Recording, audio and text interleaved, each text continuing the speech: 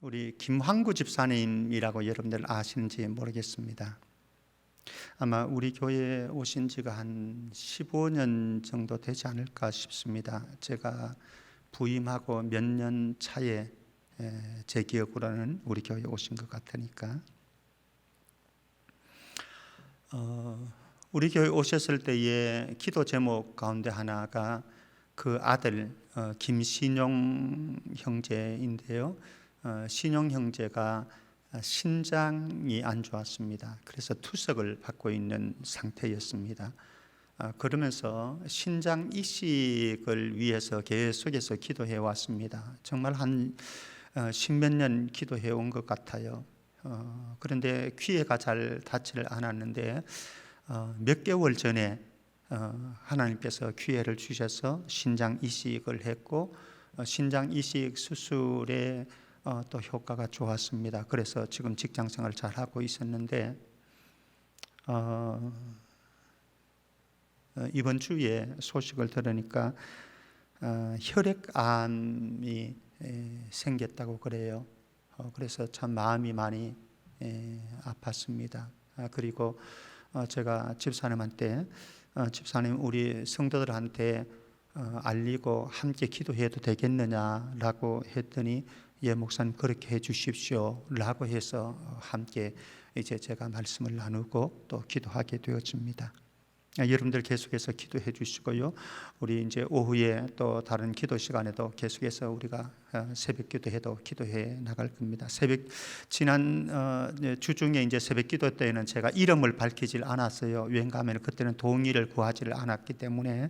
그런데 이제 본인이 좋다라고 해서 이제 함께 기도 제목으로 삼습니다. 인생 여정이라고 하는 것이 정말 광야와 같다. 광야와 같다.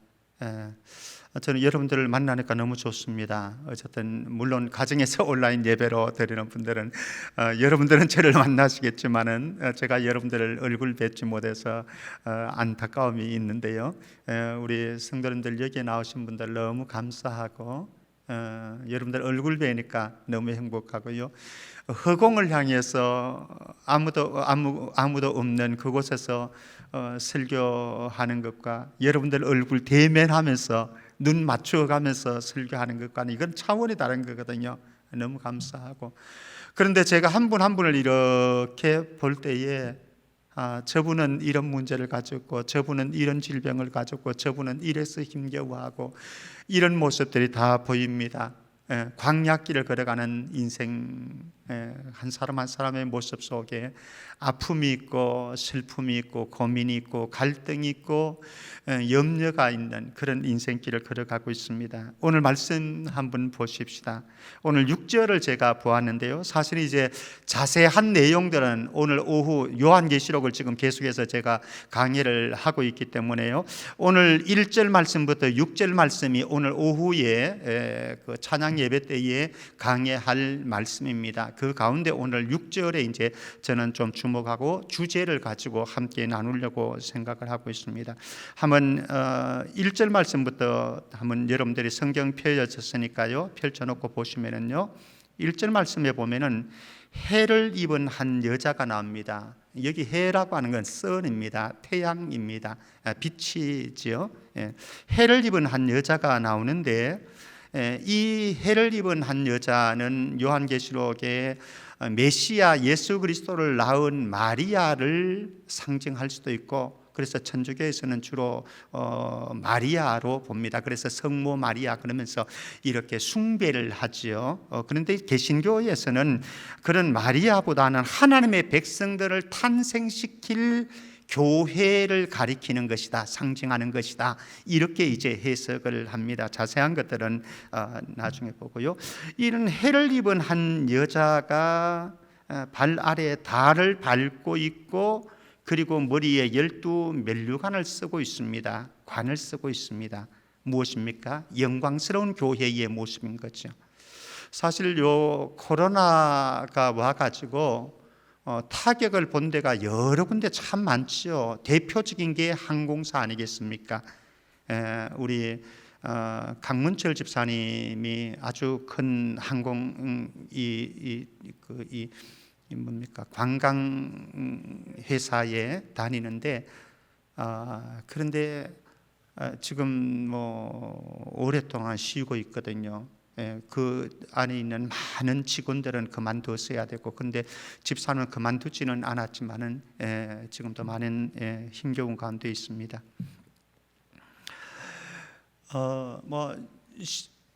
식당 이런 데도 많이 타격이 크죠. 관광업을 하는 뭐 호텔을 하든지 이런 데도 참 타격이 크고요. 뭐 군데군데 많습니다만은 그 가운데 큰 타격을 입은 또 한 곳이 있다고 한다면 바로 교회라고 저는 생각을 합니다. 그래서 교회의 영광과 명예가 얼마나 추락되었는지 몰라요. 그래서 지금은 세상 사람들이 교회를 그렇게 달가워하지 않습니다.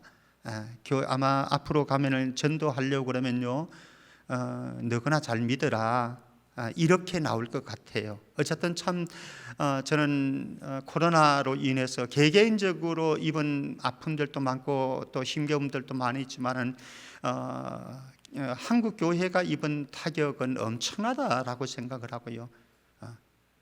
그래서 어떤 측면에서는 지금은 교회가 조롱거리가 되었습니다. 비난거리가 되었습니다. 이상한 집단으로 전락해 버렸어요. 그러나 오늘 말씀 보십시오. 해를 옷 입은 한 여자, 해를 옷을 입고 있어요. 무엇입니까? 영광스러운 모습인 거죠. 그리고 달을 밟고 있어요. 그리고 머리에는 12별의 관을 쓰고 있어요. 영광스러운 교회의 모습입니다. 세상이 때로는 저와 여러분들이 잘못 살아서, 때로는 많은 목회자들이 잘못해서 교회의 실추가 짓밟히게 되어지고 영광이 짓밟히게 되어지는 우리의 현실은 사실입니다. 그러나 교회의 영광이라고 하는 것은, 교회의 권세라고 하는 것은 비록 이런 상황, 우리들의 연약함과 부족함과 그리고 잘못 산 인생을 통해서 교회가 때로는 비난거리가 되어지고 조롱거리가 되어진다고 할지라도 교회가 가지고 있는 본질적인 권세는 훼손되지 않는다. 본질적인 영광은 절대로 훼손되지 않는다. 1절 말씀이 그 배경을 가지고 있습니다. 자, 그 다음에 2절로 가면은요, 그 여자가 해를 옷 입은 한 여자입니다. 그 여자가 아이를 베어서 해산을 하게 되어집니다. 이 아이가 누군가, 해산하게 되어지는, 태어나게 되는 아들이 누군가 하면은요, 5절 말씀에 가면은 장차 철장으로 만국을 다스릴 남자다, 이렇게 말씀합니다. 누구입니까? 메시아이신 예수 그리스도. 자세한 것은 오후에 기대하시라.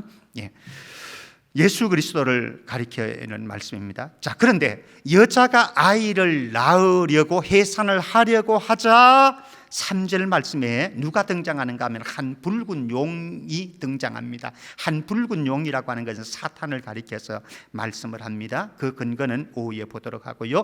이 사탄이 한 붉은 용이 등장해 가지고 아이를 낳으려고 하는 이 여자를, 해산하려고 하는 여자를 방해합니다. 그리고 4절 말씀의 붉은 용은 여자가 해산하는 아이를 삼키려고 기다리고 있습니다. 그 아이를, 사실은 핵심은 어디에 있는가 하면 여자에게보다는 아이에게 있습니다. 왜? 이 아이가 메시아이신 예수 그리스도이시니까. 오후에 구체적으로 보도록 하고요. 그리고 이 아이를 삼키려고 할 뿐만 아니라 하늘의 별인, 하늘의 별이라고 하는 것은 하나님의 백성들을 가리키는 겁니다. 하나님의 백성들을 3분의 1을 끌어다가 땅에 던져버립니다. 무엇입니까? 교회를 핍박하는 게 되어지는 거죠. 그래서 교회가 이렇게 핍박을 당하고 어렵게 되어집니다. 그러자 6절 말씀, 오늘 우리 본문의 말씀입니다. 6절 말씀에 가면은 이 여자가, 이 붉은 용이 이렇게 방해를 하게 되어지니까 이 여자는 도망을 갑니다. 어디로 도망을 가느냐? 광야로 도망을 갑니다. 광야에서 1260일 동안 1260일, 1260일에 대한 해석도 다양합니다만은 오후에로 미뤄두고요. 1260일 동안 광야에 머물게 되는데 거기에서 양육받더라 말씀합니다. 하나님에 의해서 양육을 받게 되어집니다.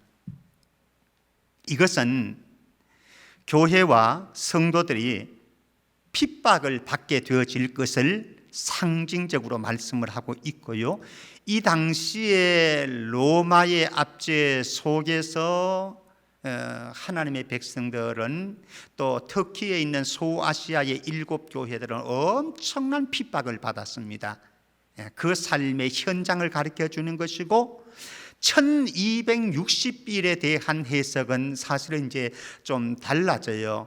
세대주의 쪽에서 볼 때는 오늘 여기에 나오는 1360일이라고 하는 것은 전 3년 반이거든요. 따지면 3년 반이 되어지고 42달이 되어지는데 이 1260일을 가리켜서 이제 전 3년 반에 교회가 받는 핍박이다. 또 나중에 후 3년 반이 나오긴 하는데요. 어쨌든 전 3년 반의 기간이다. 그래서 교회가 대환란을 당하는 기간이다. 이렇게 보는데 이제 저는 무천년설 입장에서 해석을 하기 때문에 이 1260이라고 하는 것은 무엇이냐? 예수님 이 땅에 초림하시고 예수님 재림하시는 이 모든 기간을 가리켜서 1260일이다. 그렇게 저는 보고 있습니다. 어쨌든 여기에서 이제 교회는 하나님의 돌보심을 받은 핍박은 있지만은 한편으로는 하나님의 돌보심을 받으면서 양육받기 위해서 하나님께서 예비하신 곳이더라 말씀을 합니다. 여자가 도망을 한 이 여자라고 하는 것은 교회라고 제가 말씀을 드렸습니다. 교회를 가리키는 것이고, 그래서 교회가 핍박을 당하지만은 하나님의 돌보심 속에서 양육을 받고 있더라, 보호하심을 입고 있더라. 자, 오늘 우리가 보려고 하는 광야라고 하는 주제, 우리의 성도들이 또 교회가 이 땅에서 하나님의 백성들이 살아가는 동안 핍박을 받고 괴로움을 당하고 어려움을 당하는 삶의 현장이 바로 광야이다. 이게 성경적인 근거가 아니라도 일반적으로 우리가 말할 때도 인생 광야를 헤쳐가는 것과 같다, 그런 표현을 하죠. 우리의 삶의 여정이 바로 그러하다. 오늘 이 광야 주제를 한번 살펴보려고 하는데요. 우리 유대 광야가 어떤 곳인가 한번 방송실 보여줘 보시기 바랍니다. 잠깐만 보고 설교 이어가도록 하겠습니다.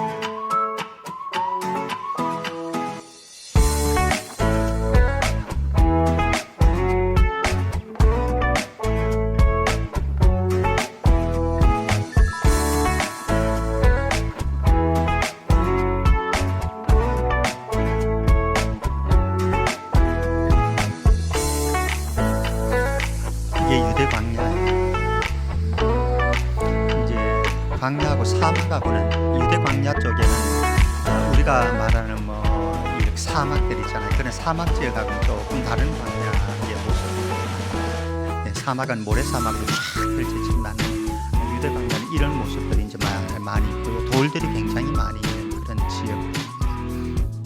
예, 방송실 좋습니다. 여기까지만 하셔도 될 것 같습니다. 예.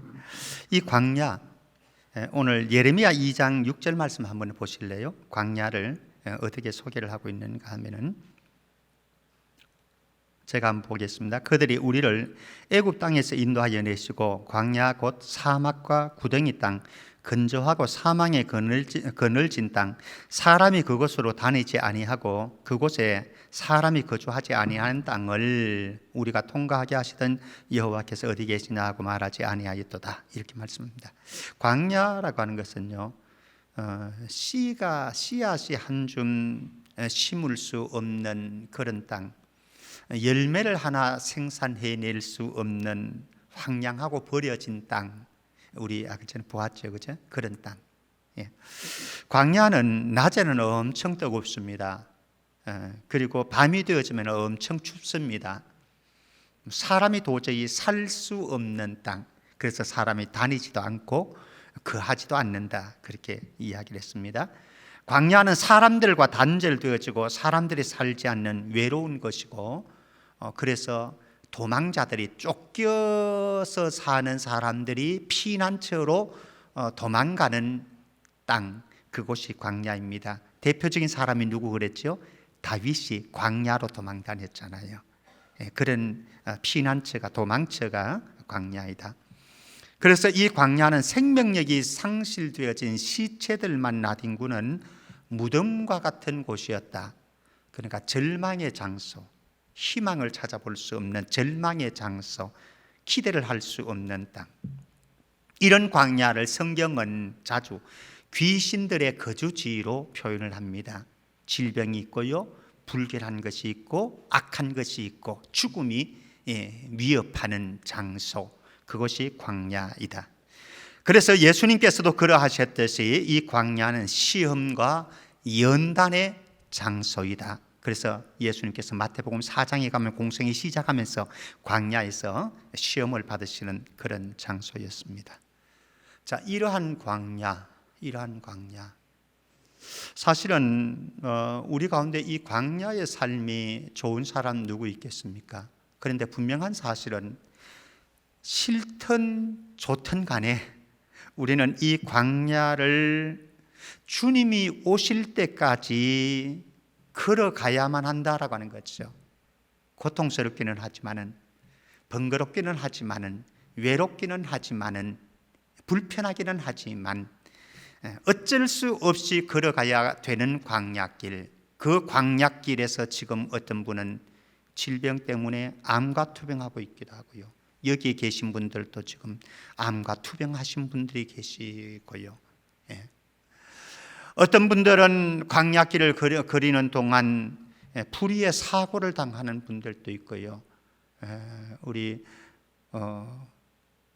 박신학 원사님, 기도 제목이기도 한데요, 박신학 원사님 척추를 지금 다쳐가지고 병원에 한 3개월 정도 이게 뭡니까, 척추 저거를 고정해서 있어야 되는 불의의 사고를 당하기도 하고요.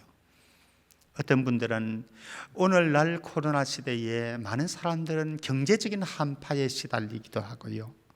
어떤 분들은 외로움과 고통의 마음의 번민을 가지고 심리적인 불안 속에 살아가는 사람들도 있고, 수많은 다양한 광야의 증상들은 다 다릅니다. 다 다르지만은 우리 모두가, 한 사람도 빠짐없이 우리 모두가 사실은 광야의 외로운 길을 걸어가고 있고 고통스러운 길을 걸어가고 있는 것은 사실이다. 피할 수 없는 현실이다. 그런데 중요한 것 하나가 있습니다. 이 시험과 시련의 땅인 광야를 지나고 나면은 내가 더 성숙해지는 것을 발견하게 되어지고, 내가 더 강해지는 것을 발견하게 되어지고, 그리고 내가 더 정결하고 순수해지는 것을 발견하게 되어지더라. 우리 주변에는요, 어떤 사람들은 온실 속에 화초와 같은 사람들이 있어요. 정말로 편하게 산 부모님, 좋은 부모님들을 만나가지고 설화에서 날개 기다려서 그냥 병아리처럼 그렇게 온실의 화초처럼 살아온 사람들도 있습니다만 사실 이 사람들은 한 번 강풍이 팍 몰아치면은요, 정신 없어질 거예요. 왜? 너무 보호 속에 살아왔기 때문에. 그러나 어린 시절부터 광야에 휘둘리면서 잡초 같은 인생을 살았던 사람은요, 웬만한 파도가 몰려와도, 웬만한 바람이 불어와도, 웬만한 역경이 닥쳐와도 꿈쩍도 안 합니다. 왜? 광야의 인생 속에서 단련되어졌기 때문에. 사랑하는 성도 여러분, 혹시 여러분들이 지금 광야 길 속에서 여러 가지 이런저런 문제들로 휘둘리고 힘들어하는 분들이 계실지 모르겠습니다만은, 이 모든 시련과 연단과 시험의 광야 길을 거닐고 거치고 나면은 나는 더 강해질 거야, 나는 더 단단해질 거야, 나는 더 성숙되어질 거야, 나는 더 정결하고 성결하게 거룩하게 되어질 거야, 이런 소망을 가지고 견뎌 나가고 이겨 나갈 수 있기를 주님의 이름으로 축복합니다. 자, 그런데 제가 말씀을 신명기 8장을 이렇게 묵상하면서 제가 이런 소제목을 붙여보았습니다. 하나님은 어떤 분이신가? 얄미운 하나님이시기도 하고, 하나님은 어떤 분이신가? 고마운 하나님이시기도 하다. 왜 얄미운 분이신가? 한번 볼까요? 신명기 8장 15절 말씀에 보면은요, 너를 인도하는데 어디로 인도하느냐? 그 광대하고 위험한 광야 곧 불뱀과 정갈이 있고 물이 없는 건조한 땅을 지나게 하셨으며. 이스라엘 백성들의 모습을 가리키는 거죠. 어디 이스라엘 백성들의 모습입니까? 예수님 오실 때까지 믿음으로 삶을 살아가야 되는 우리 모두가 환난과 핍박 속에서 살아가야 되고, 이 광야에 던져져서 도망가서 이곳에서 하나님의 돌보심 속에서 핍박을 받으면서 어려움을 받으면서 그렇게 살아가야 되는 것이 우리의 신앙의 실존이요, 교회의 실존이라고 한다면, 사실 하나님이 저와 여러분들이 원하는 곳으로만 딱 인도해 주시면 얼마나 좋겠어요. 고마운 하나님, 좋으신 하나님, 이렇게 나올 텐데 하나님이 얄밉게도 내가 원치 않는 곳으로 인도하세요. 광대하고 위험하고 불뱀과 정갈이 기다리고 있고 물이 없어서 건조한 땅으로 씨앗도 하나, 생물도 하나, 식물도 하나 살 수 없는 그런 곳으로 우리를 인도해 가시는 하나님, 너무하시네요. 광야는 위험하고 불편한 곳입니다. 우리가 걸어가는 삶이 그렇다라고 하니 위험하고 불편한 곳이다. 자, 이때에 우리에게 소중한 것 하나 있어요. 영적인 경계심 하나 있어요. 하나님이 얄미운 것 같아서 불평이 튀어나올 수 있습니다. 원망이 튀어나올 수 있습니다. 짜증이 나올 수 있습니다. 그래서 어떤 사람들은 함부로 말하고 함부로 행동합니다마는 함부로 말하고 함부로 행동하지 말자라고 하는 거죠. 어떤 사람들은 광야의 고통이 너무나 힘들고 어렵기 때문에, 그래서 어떤 사람들은 극단적인 행동을 하고 극단적인 선택을 하는 사람들도 있는데, 그건 절대적으로 어리석은 일이다라고 하는 거죠. 자, 이런 얄미운 하나님, 우리가 원치 않는 곳으로 인도하는 것 같아서 얄미운 하나님 같지만, 또 한편으로 16절 말씀 보면은요, 15절 후반절과 16절 말씀 보면은 고마운 하나님이에요. 고마운 하나님. 왜? 예상치 못한 은혜로운 선물들을 준비해 놓았거든요. 예상치 못한 하나님의 선물이 15절 하반절 말씀에는 또 너를 위하여 단단한 반석에서 물을 내셨으며, 예상치도 못했죠, 그죠? 반석에서 물이 터지게 하는 일들, 우리 이 출애굽기를 통해서 다 알고 있으니까, 신명기를 통해서 다 알고 있으니까, 반석에서 물이 터지는 이런 일들이 정말로 상상하지 못했던 기적들이 일어납니다. 어디에서? 광야에서. 16절 말씀에 내 조상들도 알지 못하는 만나를 광야에서 내게 먹이셨나니 이는 다 너를 낮추시며 너를 시험하사 마침내 너에게 복을 주려 하심이었느니라. 사실 만나와 메추라기가 쏟아지는데, 아침 저녁으로 쏟아지는데 얼마나 신나겠습니까? 그렇기 때문에 함부로 판단하고 함부로 말하고 함부로 행동하지 말라는 거예요. 예. 자, 우리가 기억할 사실이 있습니다. 광야길을 걸어가는 동안 저와 여러분들 광야길을 걸어가는데 기억해야 될 두 가지 사실. 하나는 하나님은 광야에도 계신다라고 하는 거예요. 한번 보실래요? 시편 23편 4절, 우리가 좋아하는 다윗의 고백입니다. 정말 다윗은 광야길 걸었죠. 광야길 엄청나게 걸었죠. 예, 그런데 그가 고백합니다. 내가 사망의 음침한 골짜기로 다닐지라도, 어쩌면 여러분들 가운데 경제적인 사망에 이르렀을 수도 있습니다.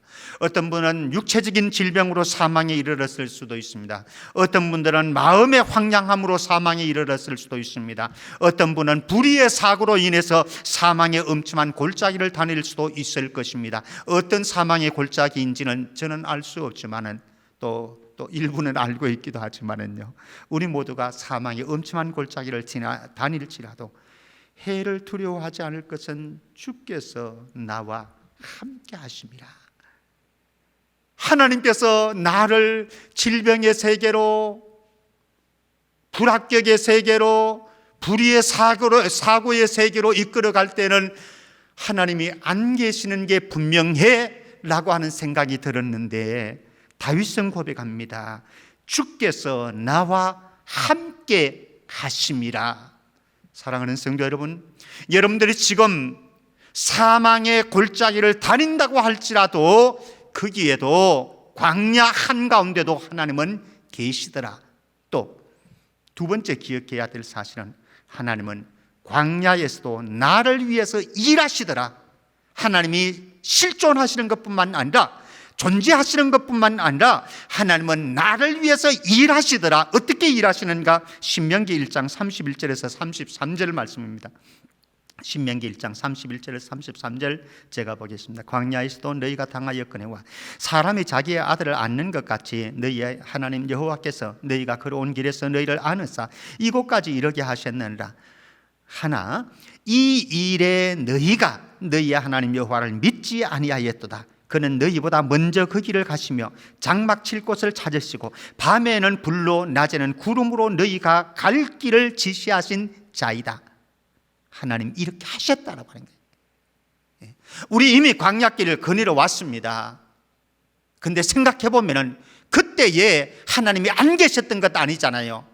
때로는 침묵하시는 하나님 때문에, 잠잠하시는 하나님 때문에 그것을 기다리는 것이 힘들어서 우리는 울부짖기도 했고 몸부림도 쳤지만 분명하게 지금 지나와서 보니까 그곳에서 하나님이 계셨더라, 그곳에도 하나님께서 계셨더라 뿐만 아니라 하나님께서 나를 위해서 일하셨더라. 분명하지 않습니까? 분명한 신앙 고백이지 않습니까? 인생 고백이지 않습니까? 자, 그렇다면 우리에게 소중한 것이 있습니다. 광야에 숨겨진 하나님의 목적 찾기입니다. 광야에 숨겨진 하나님의 목적을, 그 하나님께서, 광야에 계신 하나님께서 하늘의 위로와 보호를 우리에게 경험하게 하셨더라라고 하는 몇 가지 한번 보시겠습니다. 첫 번째는요, 광야도 하나님이 허락하신 곳이다라고 하는 사실. 오늘 신명기 8장 2절 상반절에 보면요, 내 하나님 여호와께서 이 40년 동안에 내게 광야길을 걷게 하신 것을 기억하라 이렇게 말씀합니다. 사실은 광야길은 인정하고 싶지 않거든요. 저도 한 주간 노예일로 제가 좀 힘겨운 시간들을 보냈습니다. 정말 걷지 않은 광야길이에요. 새벽 2시에 깨가지고 걷지 않은 광야길을 걸어가지만은, 그러나 분명한 것은 여러분들이 그 질병의 광야일 수도 있습니다. 또 어떤 가정은 또 불의의 사고의 광야일 수도 있습니다. 그런데 분명한 것은 그 광야길도 하나님께서 나에게 허락하신 길이다. 인정하셔야 됩니다. 아주 중요합니다. 두 번째, 광야는 우리의 마음과 믿음을 시험하시는 곳이다. 테스트하는 곳이다. 말씀 2절 하반절, 중하반절 말씀 보면은요, 이는 너를 낮추시며 너를 시험하사 내 마음이 어떠한지 그 명령을 지키는지 지키지 않는지 알려 하심이라. 우리를 테스트하는 거예요. 우리의 마음을, 우리의 중심을, 우리의 믿음을 테스트하는 거예요. 광야에서 사실 그렇지 않습니까? 예, 광야에서 하나님 앞에 테스트 받는 거예요. 자, 세 번째로, 광야를 통해서 하나님께서는 나를 낮아지게 하심으로 겸손하게 만드시더라라고 해요. 겸손하게 만드시더라. 3절 상반절입니다. 너를 낮추시며 너를 줄이게 하시며, 너를 낮추십니다. 줄이게 하십니다. 그래서 광야를 거치게 되어지면요, 더 혹독한 광야를 거칠수록 우리는 내려놓게 되어지고요, 포기하게 되어지고요, 나 자신의 벌거벗음을 보게 되어지고요, 그래서 겸손해지게 됩니다. 저도 인생의 광야를 몇 차례 혹독하게 걸은 적들이 있습니다. 근데 그 혹독한 인생의 광야길을 걸어가면서 또 누렸던 은혜들도 많습니다. 그리고 나 자신이 깨어지는 시간들이었고 순간들이었고, 얼마나 내가 부족한 존재인지, 연약한 존재인지, 주님이 안에서는 아무것도 아닌 존재인지를 다시 발견하게 되어지는 겸손의 길을 선택해서 갈 수 있게 되어지더라. 네 번째는, 광야에서만 체득할 수 있는 은혜가 있더라라고 하는 거예요. 광야에서만 체득되어지는 은혜가 있더라. 어떤 것인가? 3절과 4절 말씀 봅니다. 3절 후반절 말씀 봅니다. 너를 낮추면서 너를 줄이게 하시며 또 너도 알지 못하며 내 조상들도 알지 못하던 만나를 너에게 먹이신 것은 사람의 떡으로만 사는 것이 아니요 여호와 입에서 나오는 모든 말씀으로 사는 줄을 내가 알게 하려 하심이라. 만나를 주셨습니다. 그리고 4절 말씀, 이 40년 동안 광야 생활입니다. 40년 동안에 너의 의복이 헤어지지 아니하게 했고 너의 발이 부르트지 아니하게 했다라고 하는 겁니다.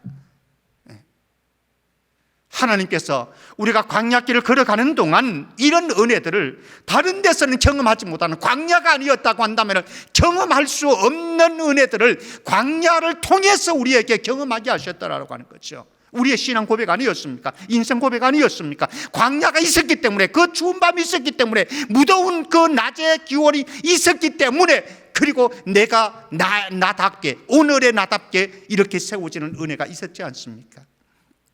자, 그래서 이 광야는요, 하나님의 훈련 코스다. 신명기 8장 5절 말씀 봅니다.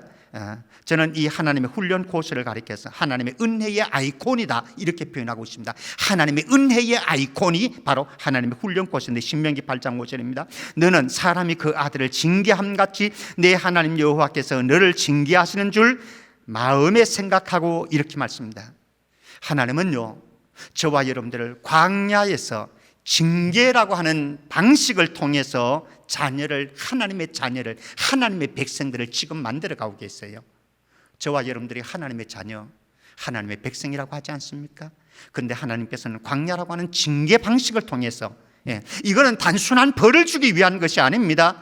하늘의 기업을 상속받기에 합당한 하나님의 백성, 하나님의 자녀로 훈련시키는 과정이다, 훈련 코스다라고 하는 거죠. 아무것도 없는 절망의 땅을 지나가게 하시면서요, 하나님께만 집중하는 훈련을 시키십니다. 광야는 하나님만이 전부입니다 라고 하는 고백을 만듭니다. 그래서 하나님의 은혜만 바라보게 하세요. 하나님의 은혜가 아니면 오늘 나는 먹을 것이 없습니다, 마실 것이 없습니다, 걸어갈 수가 없습니다. 고백되어지는 장소가 어딘가? 바로 광야다. 그래서 우리는 하나님만 의지하고 하나님의 은혜만 바라보면서 한 걸음 한 걸음 걸어가는데, 그런데 하나님의 은혜만 바라보고 하나님만 의지하고 하나님이 전부입니다라고 그렇게 걸어가는 순간 하나님께서 나를 만나주세요. 엘리야도 모세도 광야에서 하나님을 만났습니다. 저와 여러분들도 어디에서 하나님을, 주님을 만날 수 있는가? 바로 광야에서 하나님을 만날 수가 있게 되어지더라라고 하는 거죠. 그리고 광야에서 베푸시는 하나님의 기적들을 여기에서 경험할 수 있더라라고 하는 겁니다. 여러분들이 지금 경험하는 그 광야에서 하나님의 은혜는 여전히 머물러 있고, 그리고 우리는 그 광야 속에서 하나님이 베푸시는 크고 작은 기적들을 오늘 또 예수님 오시는 그날까지, 아니 내가 죽어서 주님 앞에 가는 그날까지 우리는 경험하게 되어질 것입니다. 그래서 우리가 궁극적으로 갈 것은 어디입니까? 젖과 꿀이 흐르는 땅으로 가는 과정이다. 광야는 젖과 꿀이 흐르는 땅으로 가는 과정에 불과하다. 그래서 이 광야라고 하는 것은 하나님의 은혜의 아이콘이요, 하나님의 은혜의 보고이고 하나님의 희망의 세계로 들어가는 출입구에 불과한 것이 바로 광야이다. 말씀 맺겠습니다. 성도는 예수님이 재림하실 때까지요, 광야 같은 이 세상을 살아가야만 합니다. 척박하고 불편하고 위험하고 고단하고 외롭고 고통스러운 곳입니다. 그러나 좋으신 하나님, 고마우신 하나님께서 저와 여러분들이 광야길을 걸어갈 때도 홀로 버려두지 아니하시고 분명히 함께 계십니다. 그리고 우리가 걸어가는 동안 하나님이 지금도 일하고 계십니다. 그리고 그 하나님의 일하심 속에는 기적이 일어납니다. 마지막으로 우리 이사야 35장 6절 말씀 보십시다. 우리가 지금 광야를 걸어갑니다마는 광야에 꽃이 필 수도 있고요, 광야에 사막에 강이 흐를 수도 있습니다. 이사야 35장 6절 말씀, 메시아의 때를 가리켜서 말씀합니다. 그때에 저는 자는 사슴같이 뛸 것이고 말 못하는 자의 혀는 노래할 것이고 이는 광야에서 물이 솟겠고 사막에서 시내가 흐를 것임이라. 사랑하는 성도 여러분, 지금 여러분들이 광야 사막길을 걸어간다고 할지라도 그곳에 꽃이 피어날 수 있음을 기대하시고, 지금 사막의 광야의 길을 걸어갈지라도 그러나 그곳에 시내가 흐르고 강물이 흐르는 때가 있다고 하는 사실을 기억하시고, 그리고 예수 그리스도께서 다스려 가시는 우리의 삶의 오늘 이 시간의 현장이 이런 기적의 연속이기를 주의 이름으로 축원합니다. 하나님 아버지, 은혜 감사합니다. 하나님의 말씀이 우리를 광야로 인도하시고 연단하시고 시험하시오니 하나님의 은혜 안에서 광야에 하나님의 기적을 경험하는 역사가 일어나게 하여 주옵소서. 거룩하신 예수 그리스도 이름으로 기도하옵나이다. 아멘.